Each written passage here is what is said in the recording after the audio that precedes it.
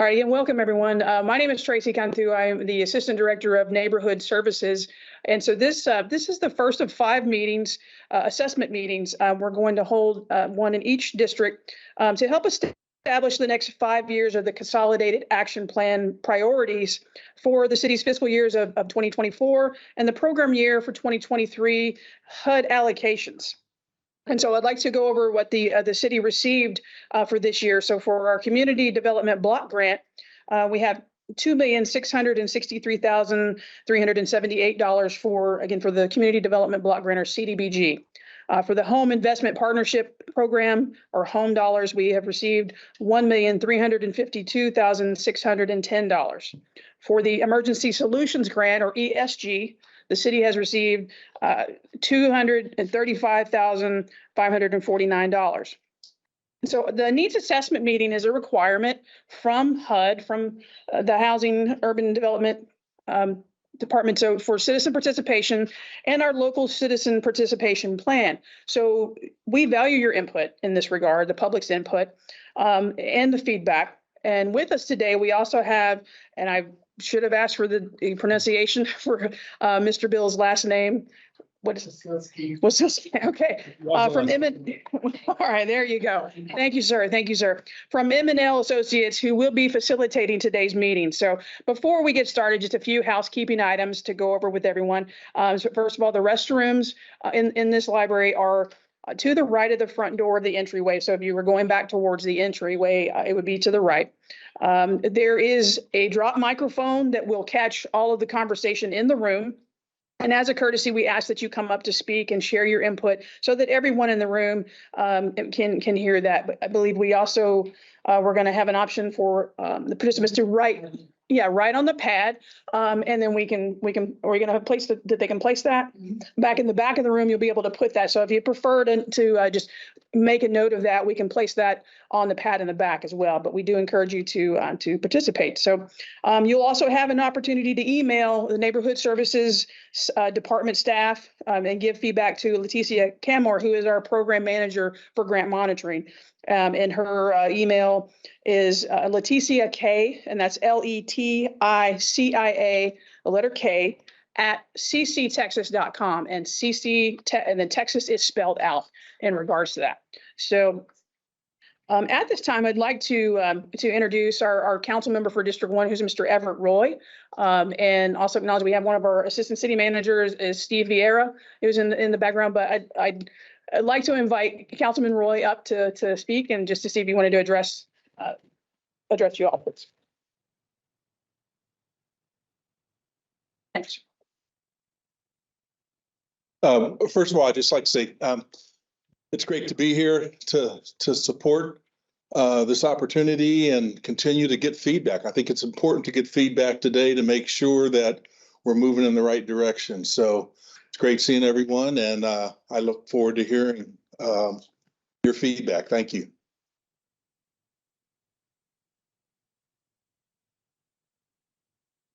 All right, thank you, everyone. And also with us today, we have our Chief Financial Officer, Constance Sanchez, has also joined us. So at this time, I believe we're ready to begin, and we will turn our meeting over to Mr. Bill up here. Thank you so much. And thank you, Councilman, and all the folks from the city, as well as those that chose to join us this evening. Just one other housekeeping note.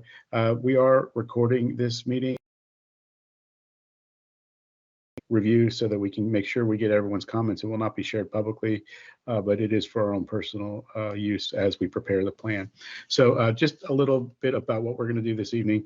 I have a very short PowerPoint presentation that I'm going to share with you in a second, and to kind of go over all those details that were initially laid out related to the CDBG, home, and ESG program, some eligible activities under each program, and then just some general schedule and how we're going to submit this plan and why we submit this plan to HUD. But really, we want to reserve the majority of time for you all to provide comments to the city and to the staff related to the preparation of this new 5-year HUD consolidated plan as it relates to developing priorities and funding allocations moving forward. This is the very first step in our process of developing the city's next 5-year consolidated plan. So again, we welcome comments and input, and really want to be good listeners this evening and make sure we capture anything that you have to say in terms of needs as it relates to community development initiatives as well as affordable housing in the city. So if you bear with me 1 second here, I'm going to share my screen. 1 second.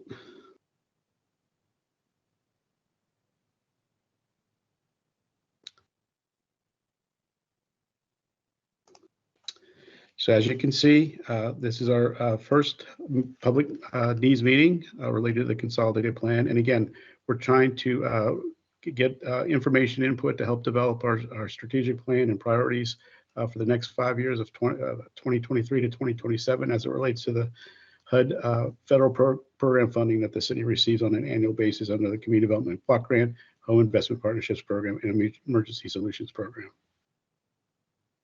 Just a brief overview of the agenda.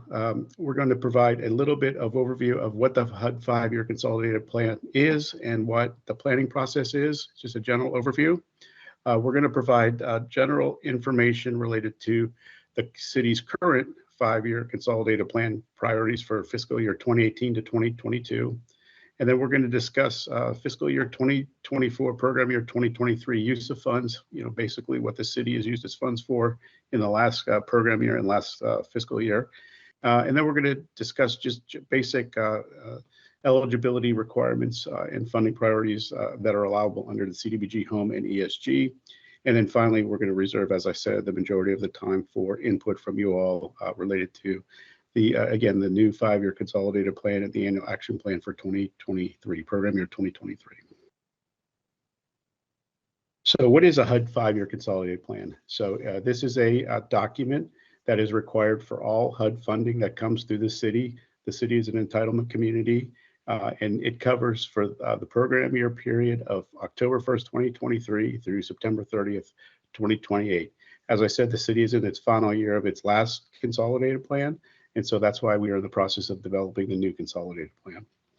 The components of a 5-year consolidated plan include stakeholder consultation, which is what we're doing now, general public participation, as well as stakeholder consultation, which will happen during the month of April to get input on needs. It also includes a housing and homeless needs assessment, which is basically a demographic review. It is done in the HUD IDIS 5-year consolidated plan template, and it's pre-populated by HUD. But we'll then supplement that with other additional information that we receive from stakeholder consultation, as well as information that we get related to housing market locally and the changes over the last 5 years.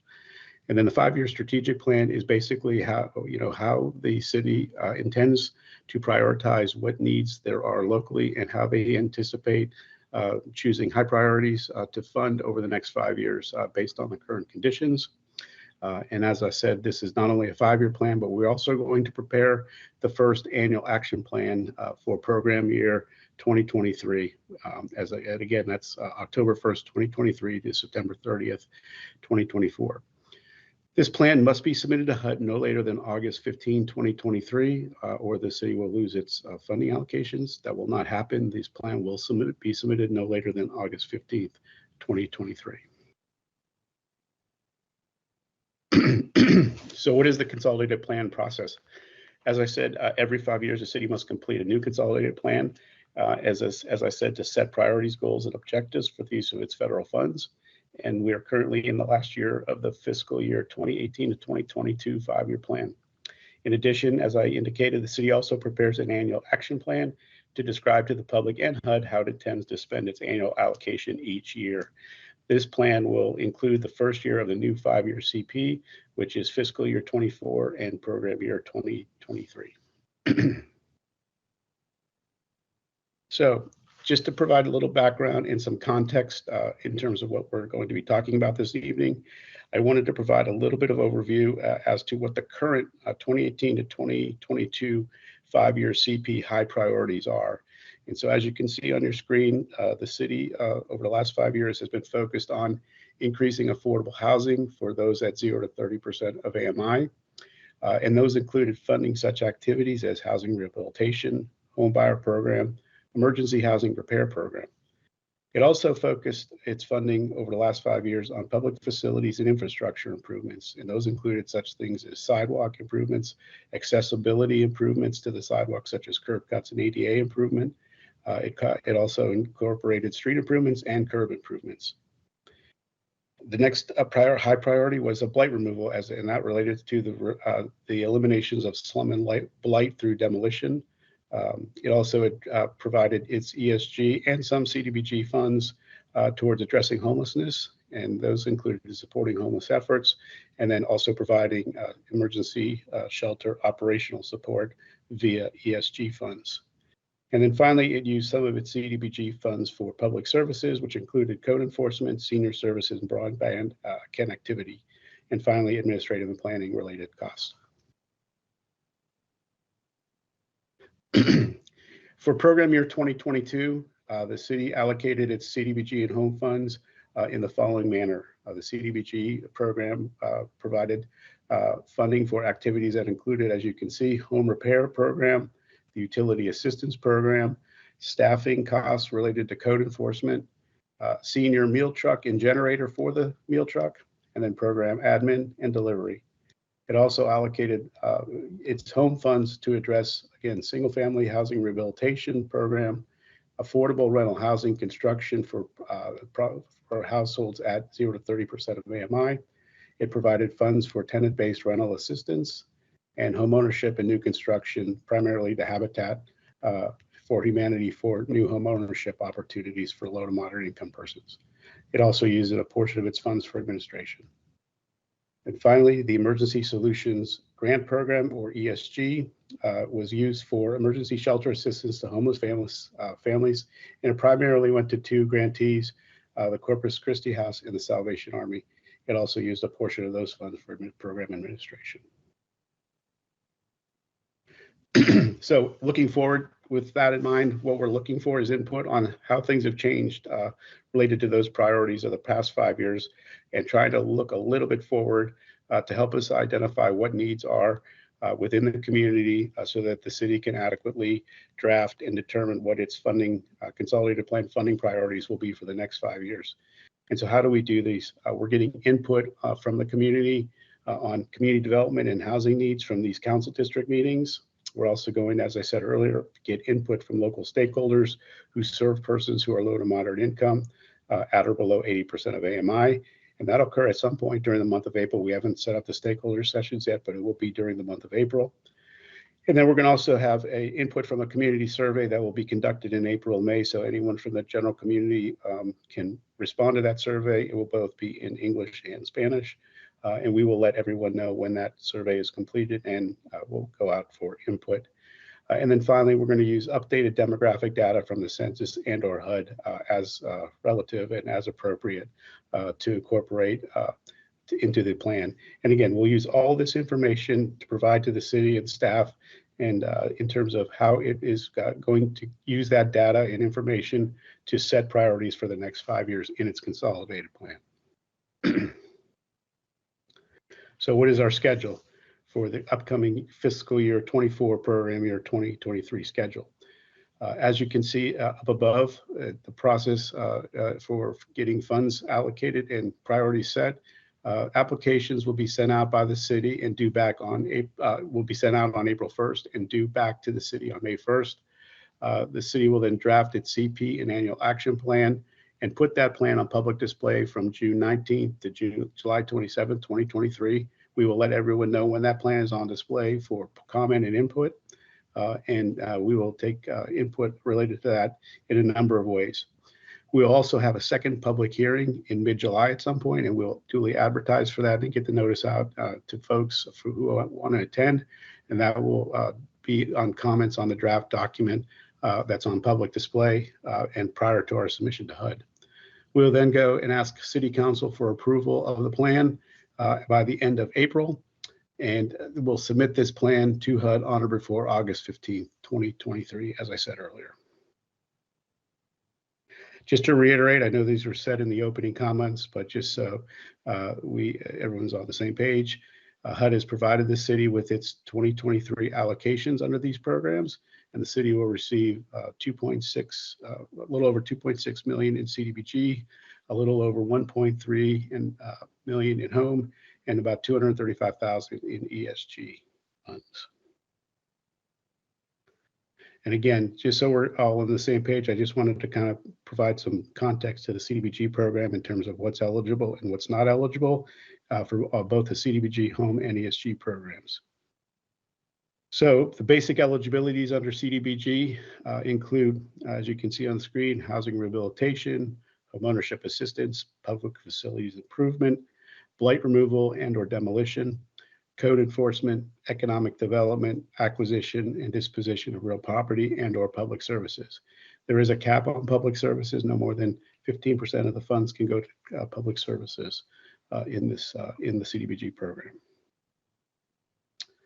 As I said, 15% cap on public services, and you can see on the right there, the types of public services. That's not an all-inclusive list, but it just gives you a sense of the types of public services that are able to be funded with CDBG funds under public services. This is probably critical too. Not only do we have to make sure that the activity under CDBG is eligible, but it also must meet one of the following 3 national objectives. The first one, as you can see, benefit low and moderate income. The activity must benefit low to moderate income persons, and at least 70% of the grant must benefit low to moderate income persons. It can go towards the to prevent or eliminate blight, but not more than 30% of the grant can go to that. And when we say eliminate blight, that's demolition. It can go for urgent need, but that's only when health and welfare are threatened, and it's very little used national objective under the program. What are some eligible costs? Again, we talked about administration, office for staff, facility, rental, lease costs, materials and supplies. But we also want to make sure that everyone is in tune in what is ineligible under CDBG. And you can see the activities that are not eligible to be funded with CDBG, and those would include fundraising, political activities, expenses required to carry out regular responsibilities or functions of the local government, income payments, building or portion thereof used for general conduct of government, or purchase of equipment and fixtures. And again, just want to say that these are some examples, not representative of all ineligible costs. Under the Home Investment Partnerships Program, it is a sister program to Community Development Block Grant Program. However, the focus of HOME is to really address the needs of providing affordable rental and for sale housing to persons at or below 80% of AMI. Some forms of eligible assistance can include housing rehabilitation, homeownership assistance, new construction of affordable housing, both rental or for sale, and then tenant-based rental assistance. We must keep in mind under the HOME program, the city is required to set aside at least 15% of its home allocation every year to fund projects carried out by CHODOs or community housing development organizations. Those are usually, there's very specific organizations that must be community-based. They must be focused on the creation of affordable housing within the community, and they have very strict board compositions that meet certain income and community resident requirements. And then finally, Emergency Solutions Grant, or ESG. These are funds exclusively for to provide assistance to those who are homeless, and they can go for the following activities: street outreach, homeless prevention, emergency shelter, rapid rehousing, HMIS, which is the reporting system under ESG in terms of who receives assistance and how and tracking of those folks, and then various administrative activities. So at this point, I would like to just pause, and what I will do is I will stop sharing my screen. I guess I don't have to because no one can, I can't see anyone anyhow. So I'll just keep this up. I would want to begin before we getting input on needs on community development and affordable housing needs for the next 5 years. Just have any questions on anything that I presented related to eligibility, activities, schedule, the planning process. If anyone has any questions, I'd be happy to answer those before we start taking input on needs for the next 5 years.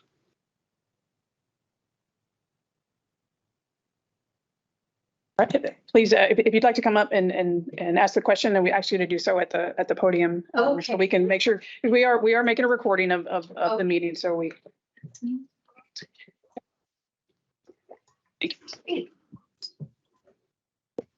Awesome. Sorry, I was a bit late. So if I missed this, I apologize. But I was wondering how the allocations for the different programs, there's the ESG, the home, how those allocations were determined. Was that something that HUD took from previous data and then said, this is the amount that we're giving you for the next 5 years? If the city put in a specific amount, just again, wondering why there's specifically so much less money for the ESG services than there are for anything else. Yeah, that's a great question. And HUD, based on the federal budget that's approved every year, it provides those what they're called entitlement allocations every year, and it's a complex formula that HUD uses based on a number of different things, based on population, based on income, based on poverty stats. In each community across this country gets a different allocation based on that internal formula that they use. Generally, CDBG gets the most dollars. Home usually gets a second amount, and ESG gets the third amount. Now, when I say that, there is certain allocations and services that can be funded with public service under CDBG that may improve homelessness or help homeless individuals. But that's generally how it's allocated at the federal level. And then at the local level, again, Leticia or someone local could address that, but I understand that the city requests applications every year. They'll be out in April and be accepted through early May. And based again on the priorities identified through this planning process, this 5-year planning process, and the types of requests that they get, the city will then make determinations as to what they want to fund based on high priority needs. Thank you. So just for a follow-up question, sorry, I'm really curious. Has there been a history of the city advocating for different allocations of funding for between the 3 programs? We do, based on the 5-year plan, which comes from these meetings, then we prioritize those items. Then that's how we fund. And so once we start getting the applications, we view those, we rate them, and then we fund them, we bring them up to city council for consideration, approve them, and then we send it. But again, citizen participation and putting needs, let's just like these people. That's good to know. Thank you. Appreciate it. All right, and I do apologize. You can stay seated and ask your question from there. The microphone will pick you up. I just love being a center of attention. Thank you. I mean, you are still welcome to come up. You can hear your seat. Amazing. Yeah, yes. Awesome. Yeah, my question is in terms of the community input that's solicited. I saw on the list that you intend on soliciting input from service providers, and I was wondering if you had any intention of speaking with and receiving input from folks who are currently or potentially at risk of homelessness or housing insecurity. Absolutely, we want to talk to organizations that serve those needs.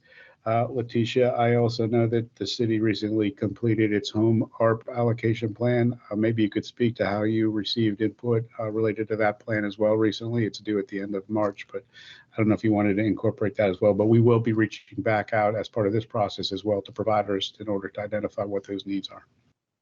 So sure, so besides the CDBG home and the ESG allocations that we received, we also received an allocation from Home ARP, which is the American Rescue Plan. That is strictly for homelessness programs. The plan is out for comment right now. It is going to be introduced to City Council tomorrow, so that'll give you an opportunity to look at those. It is also on the website, and you'll see the feedback that we received and what those recommendations were. You have to follow up? Yeah, if I could follow up. Yeah, I just heard, I think it's Bill. Sorry, Yes. Don't have my glasses on. I heard you state again that you intend on talking to service providers, but I was wondering if you actually intend on talking to any individuals who are currently or at risk of experiencing homelessness or housing insecurity, not the professional housing or service providers. Yes, we could absolutely do that. And we could talk maybe offline in terms of identifying who those are. Again, they are also welcome to participate in any of these types of sessions as well to provide their comments and input on related to that. But yeah, sure, we can absolutely have a separate discussion and invite them to some of the stakeholder sessions. And we can talk about how we do that. But I wouldn't be opposed to that. Although I would have to defer to the city in terms of if they want to do that or not. I thought we would. Yeah, we do have our homeless services outreach coordinator is actually here for the meeting today. And so we certainly engage on that and work with you on that. That's a great idea. All right, next, ma'am. I just have a quick question. You talked about HUD and their data and their funding and all of that. I was just curious if you know anything about where they get their data and if they do use the point in time count results in their data and their funding. Yes, we're absolutely required every year, as well as the 5-year, to incorporate the point in time survey. And we absolutely will be using the most current point in time count that's available as part of our data in our housing and housing needs assessment and homeless needs assessment. Those will absolutely be incorporated as we do this. We're required to incorporate that data into the plan. The other thing I would mention too is if we don't want to just limit it to point in time. If there's other from your continuum of care, if there's other data sets that we should be looking at and be incorporating into this, or reports or things of that nature, we absolutely say, please provide us a copy with any of that data in addition to the point in time survey. And again, we will be reaching out as part of our stakeholder process to the continuum of care folks. But I also say any kind of reports related to homelessness, any kind of internal, things that have done recently, and specifically those needs that have changed specifically since the last 5-year plan was done. We absolutely want to capture those adequately in this plan. Do we have any other questions before we move on? Mr. Bill, I'm not seeing any other just general questions. So, I would be interested if anyone had any thoughts or just on how things have changed in the city over the last 5 years from a community development and or housing and homeless perspective. What are some trends that have emerged? If you have any comments on that, or any types of needs for community development needs that maybe aren't being addressed, that are currently emerging that weren't being addressed over the last 5 years, I'd be interested in any kind of input folks would have on that.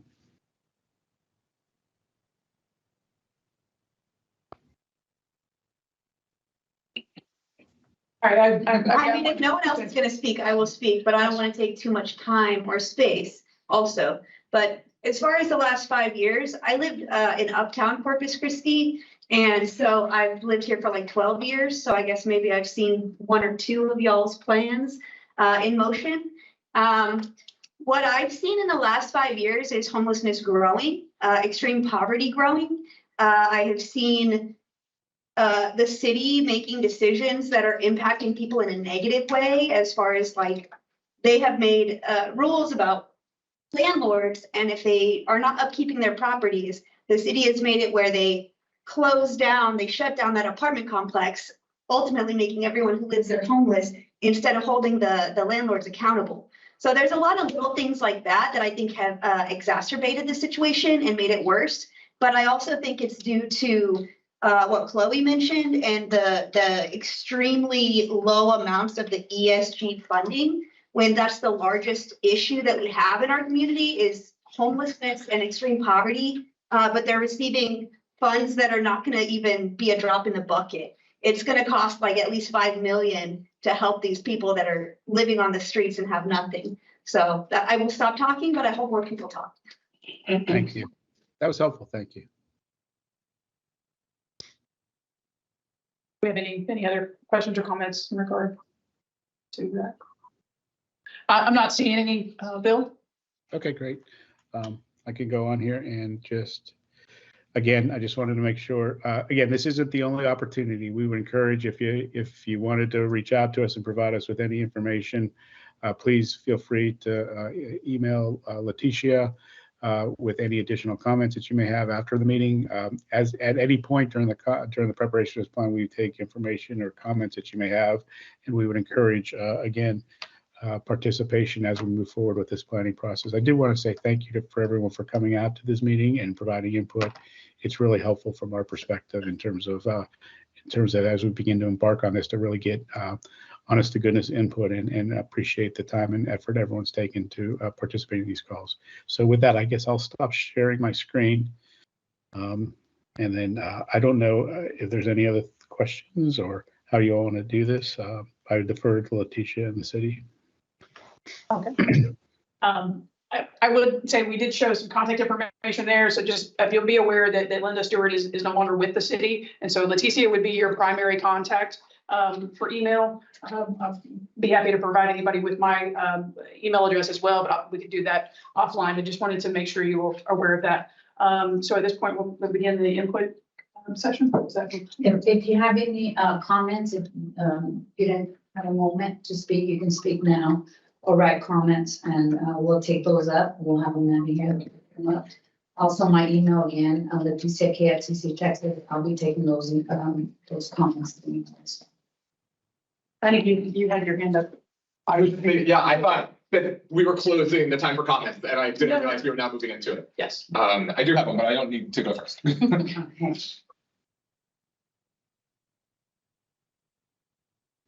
It looks like you're Okay. Awesome. So, my name is Brandon Marks. I'm the regional coordinator here in the Coastal Bend with the Texas Campaign for the Environment. And I just wanted to make sure that no funding from HUD programs goes to putting affordable housing or low-income individuals near polluting facilities that make them sick. I know that's an issue that the city has had in the past, and I want to ensure that that's not something that's going to happen again in the future.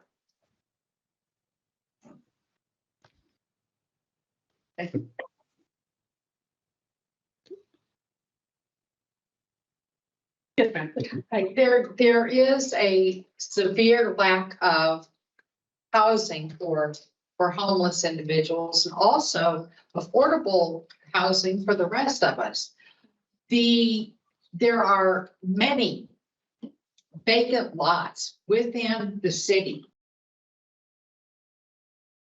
Will HUD allow you to use eminent domain to buy those lots and build on them? I could answer that if you want me to, Letitia, or Yes, go I don't. ahead, Bill. What's that? Please go ahead, Bill.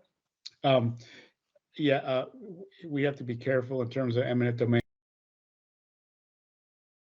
How eminent domain applies. However, I will say that acquisition is an eligible cost under CDBG. If you're able to negotiate and get vacant land to convey that to the creation of new affordable housing units. I just don't know the local laws related to eminent domain in the state of Texas or locally.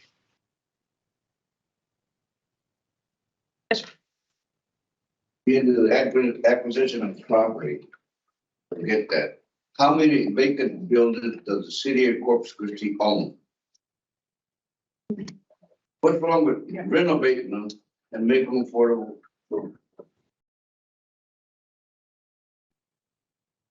That's a good point. Other than all the best being in it, remodel them. Make them affordable for people on the streets and charge them a very ease the pinches from Salvation Army and other organizations. Thank you, sir. We didn't bring a list of, instruments or the list of city. Around town, closed up buildings, even school buildings. Work something out with the people who own these buildings and make them work. Instead of helping people. Other than that. Yeah, question over here. So I know there's a disparaging difference in tax dollars that are going to some of the downtown properties.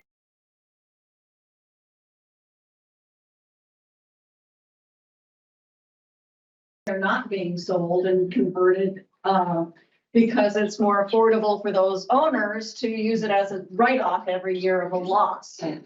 And is there a way that the city can prevent that from continuing so that these property owners are not benefiting, literally falling apart downtown? and not being repaired, and they're not being held accountable for the safety of those buildings either. And we can address those through code enforcement. That is one of our divisions in neighborhood services. And so I know that we do actively patrol the downtown area, but if there is a specific location that you might want us to address, we'd be happy to speak with you on that. But that is something that we do, actively each day, is addressing any property maintenance violations, code violations, and so forth with any of our vacant buildings that are throughout the city. But Yeah, and I think, but like what people are getting at, it is not enough just to put people into substandard housing. What is actually progressive and needed is for the city to build in protections for the people that they are trying to house. And that means putting power directly into their hands with like tenants unions. Like right now, I don't think there is a single tenants union in the city.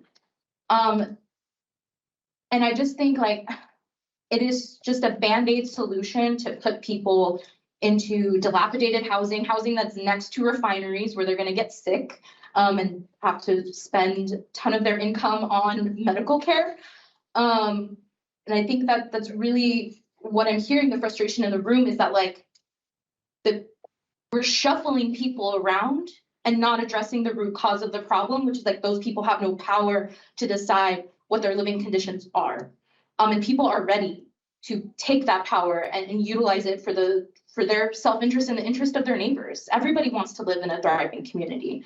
And I think like if the city would pave the way to make that a possibility and work with people who are here, that could be a very possible future in the next 5 years. thank you.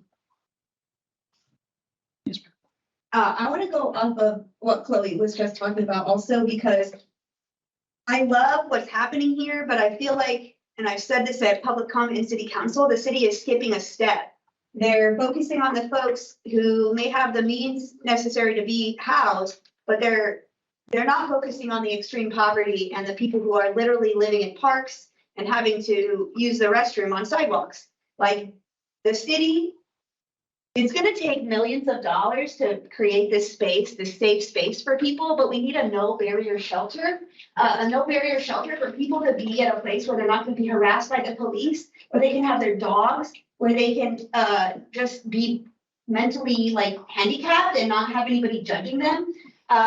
So like you said, there's tons of vacant properties all over the city, whether it's a vacant lot or an empty building, it doesn't matter what the building is or what the space is. It can be built, it can be grown, but it's gonna take, in your ESG, it's gonna take at least like $5 to $6 million. Okay, so that's like to me, it's backwards. And you need to be focusing on the extreme poverty first, because I don't know if y'all are familiar with Maslow's hierarchy of needs, but until someone has shelter and food and water and all that, they can't think about anything else. Sorry, Brent. They can't think about getting a job. They can't think about anything. So I think that the city needs to put the focus on the extreme poverty and not necessarily the working poor and the working class folks who are always living paycheck to paycheck anyways. I believe we have, as I understand, we are taking some steps toward that with the Salvation Army as a partner, and as far as it is a multi-phase project. So it's not going to happen instantly, but this is a step. It's not what I'm talking about though. But I had a meeting with Linda, so I know what's happening, but it's not what I'm talking about. Okay, fair enough. I had this commenting, I thought you did, apologize. Okay, so, good. How about how much property, not just build the property, does the city of Corpus Christi own? Not to have to buy, but they actually own. Why not build a small house like they have in Austin for the homeless? Build a craft training center, have people come out there and build strong housing, or those interested to build their own house even. Make it a village. What's wrong with that? Yeah, those programs are out there and Yes. are being successful. So And that would be research and put into effect, like we talked about it. Yes, ma'am. So I know you're throwing a lot of eggs at Salvation Army. That is not the only program that's available here in town, nor is that the only program that's helping the homeless and those in need right now, especially with the food pantries. Yes, ma'am. But there's not an interagency system where all of those people can collaborate and determine what is going to be able to help people. One of the things that I recently moved here from another state, and one of the things I asked about at the food pantries were, why don't you have it set up like a grocery store where people can go in? And they said, oh, we tried that and it took too long. And so instead, you walk out the door with 10 pounds of carrots for one individual, and you don't get any meat that day, but you have to go to another place to stand in line for 2 hours to get meat that week. And so the fact that there is no interagency group that's working, that should be a political entity and cooperating with the city for these programs to bring this together. And I know some of the budget can be addressed with management of these programs instead of sidewalks. I'm sorry, I'm hoping that the city of Corpus Christi is looking at how they spent their money in the last 5 years and say, this is no longer a priority for us. And I'm hoping that there's some changes in those regards. Thank you. I guess, yeah, one last thing that's important to note in terms of the Salvation Army is I think it's really important for housing programs, especially shelters, to be actually owned and operated by the city of Corpus Christi and accountable to the voters and not sort of put in the hands of a third party.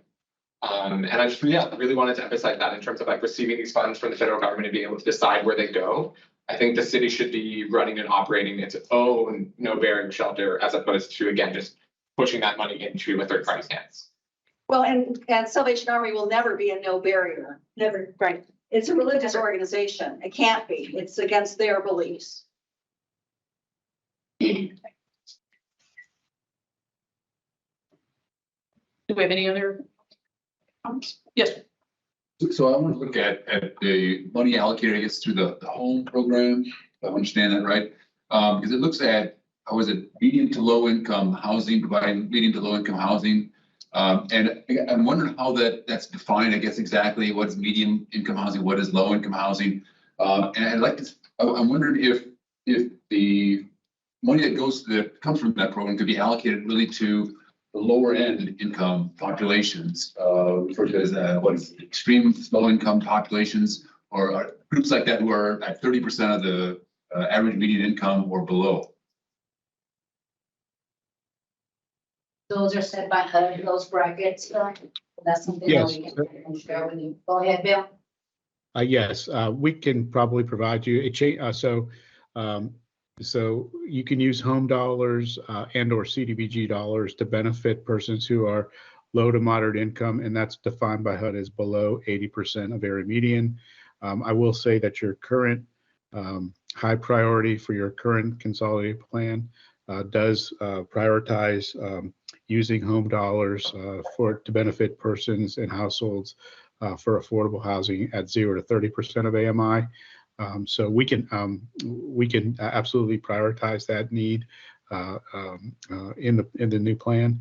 Again, obviously with additional input, but we can also provide you. These income tiers change every year by HUD, and maybe we can get Letitia. I don't know if you have it, but we can get the most current version of that to show you kind of what those tiers are for 0 to 30, 31 to 50, and 51 to 80. We can get those and email them. And they do change every year. That establishes them aging every year. That's correct.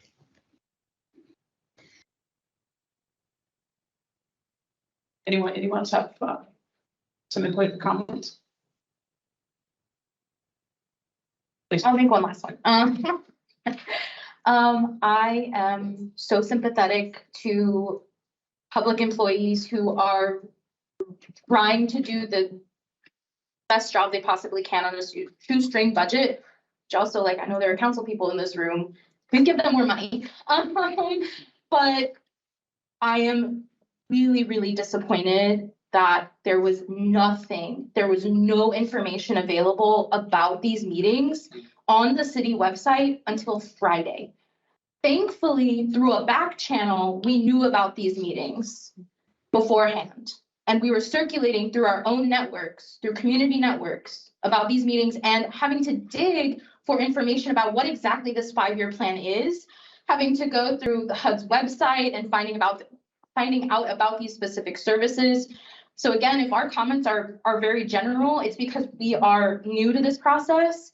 But that doesn't mean that we are not passionate and interested in learning more and working with the city to really provide not just, again, like basic services, but services that are holistic, right? That actually meet people where they are instead of like forcing them to fit into this box, which are unfortunately how many shelters are run. If you don't fit a specific parameter of what a human being should look like, they deny you life-saving services. And so I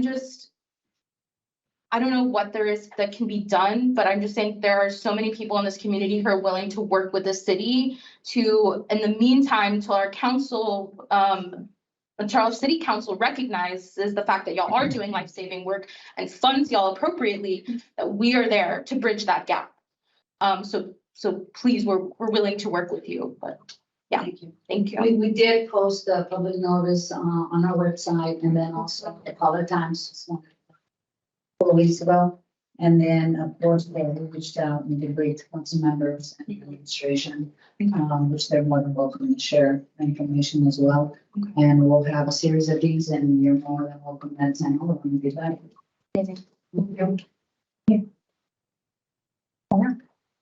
Do we have anyone else wanting to contribute any comments or input to the session? Will there be any follow-up meetings for each district for the specifics in that districts and the concerns of those districts?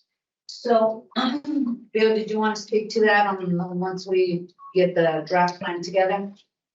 Yes, so as we indicated in our draft plan or in our presentation, the city is required to put our draft new 5-year consolidated plan and annual action plan on what they call public display. It'll be on public display for 30 days.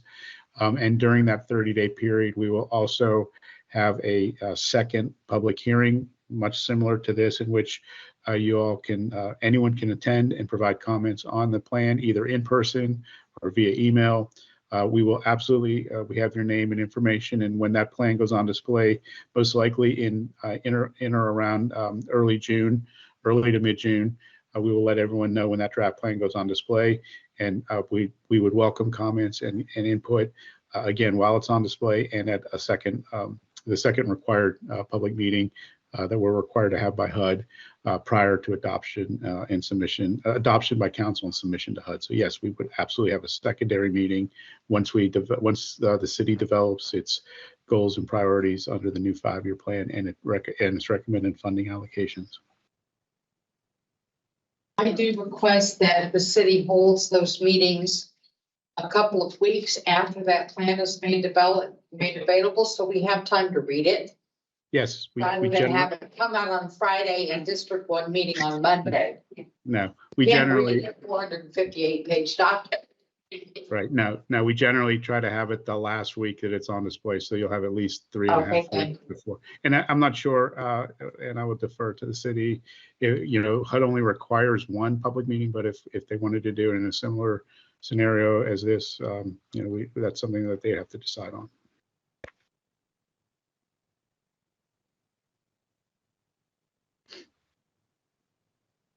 Any other comments or input regarding our plan?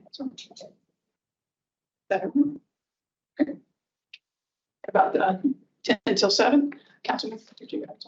Yeah, I'd like to say a closing remark. Yes, please.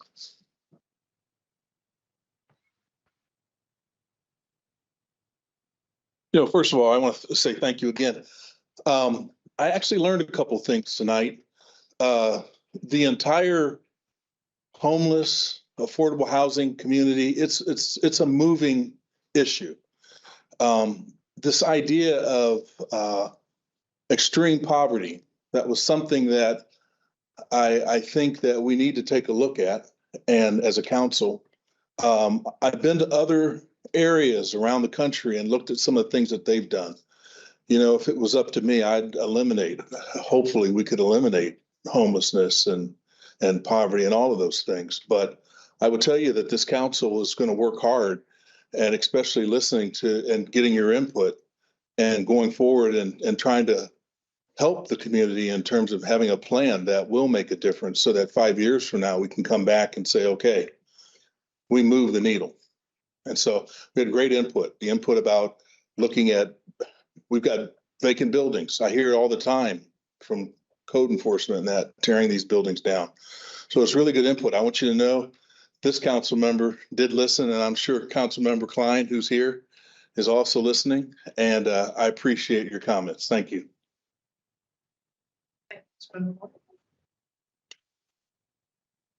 All right, and I did want to take the opportunity to acknowledge our council member at large, Mr. Jim Klein. He came in after we got started, but I wanted to point out that he also was attending as well. And so again, as Councilmember Roy stated, we appreciate you coming here. I mean, obviously, this is important to you because you took time out of your day, time away from your family to come in so that we could hear what your thoughts and comments and questions are. And please understand that several of us are taking notes. We're recording the meeting. We are taking this information to heart, taking it seriously. Okay. And I know, like I said, I know a number of you are very passionate about some of our issues within our city, and specifically our homeless population and those folks who are at risk of homelessness and the housing need that we have. So again, we do thank you for attending today and appreciate you and your time.